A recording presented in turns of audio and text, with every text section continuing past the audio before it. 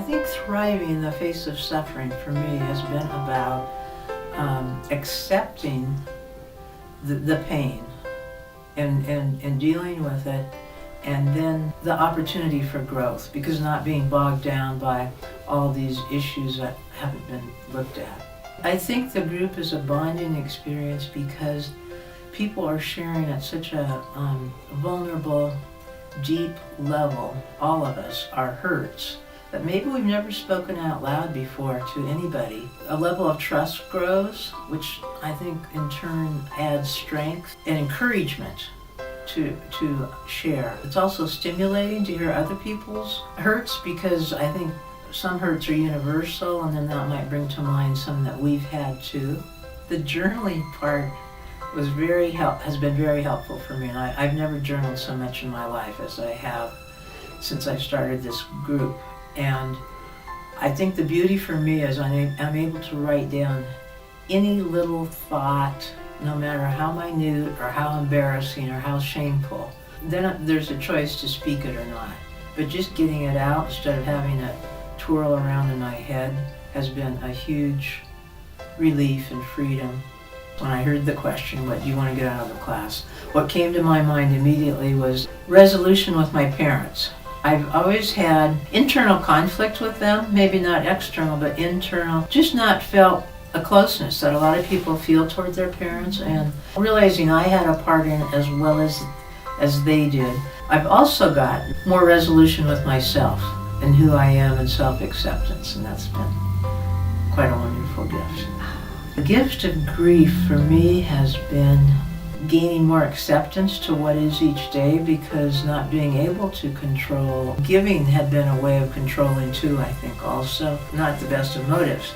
And to not be able to do that anymore, and having to be open to receive, and allowing that brokenness, out of that came for me a way closer connection with God, and more dependence and trust upon God and other people. I've found that good grief can be an invitation and an adventure.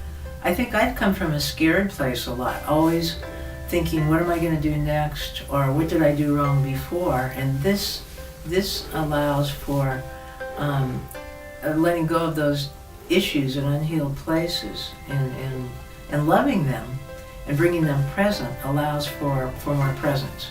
The personal mythology part, I interpret that as the stories I made up about my life, seeing my own mythology, and it really is a myth that I've created. I think now I have the opportunity to let go of the parts I don't like. The term that Darlene presented to us was post-traumatic growth. That concept has been very helpful for me to just realize, just in my daily life, if something negative happens, it can be an opportunity that I perceive as negative, can be an opportunity for growth. All the so-called losses of my life have been opportunities for growth. As I look back, there's always been a gift there in the midst of the losses.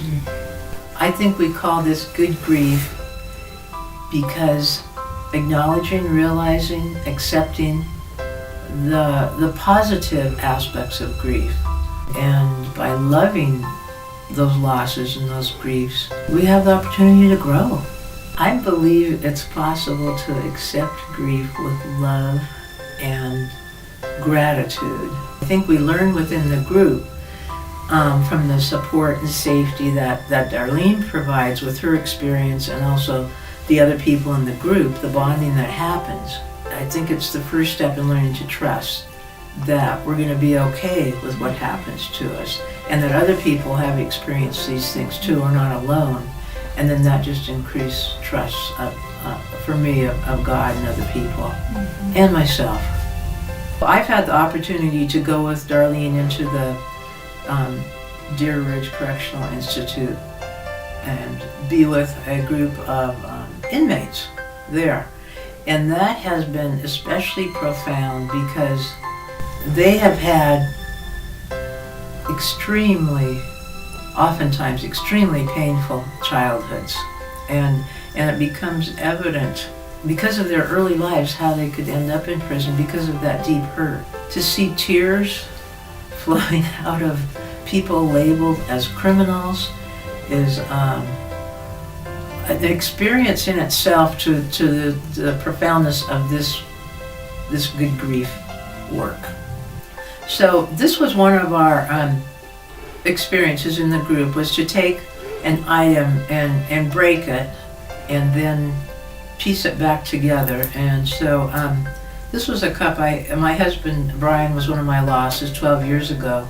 This was a cup I bought for him on a trip, and so I chose to break this cup, and my experience with putting it back together was, it's certainly not the same and it's not functional anymore, but what I realized as I put it back together, that it was hard work and it wasn't something that happened overnight. And after he died, I really wanted to be together overnight, and I worked hard at that and presenting that to other people.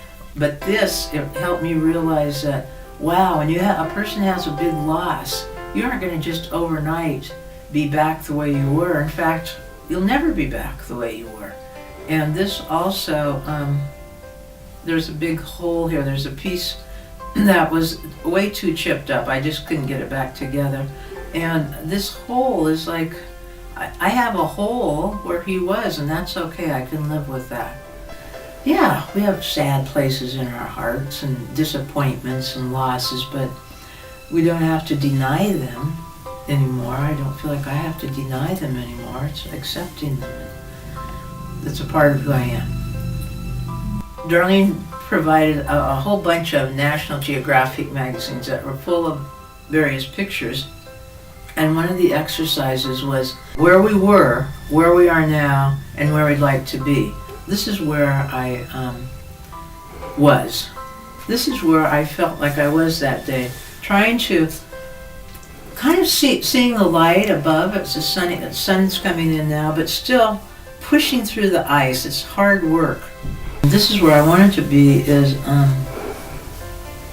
dancing. I'm not really a dancer, but the lightness of dancing and just kind of ethereal, I think this picture is.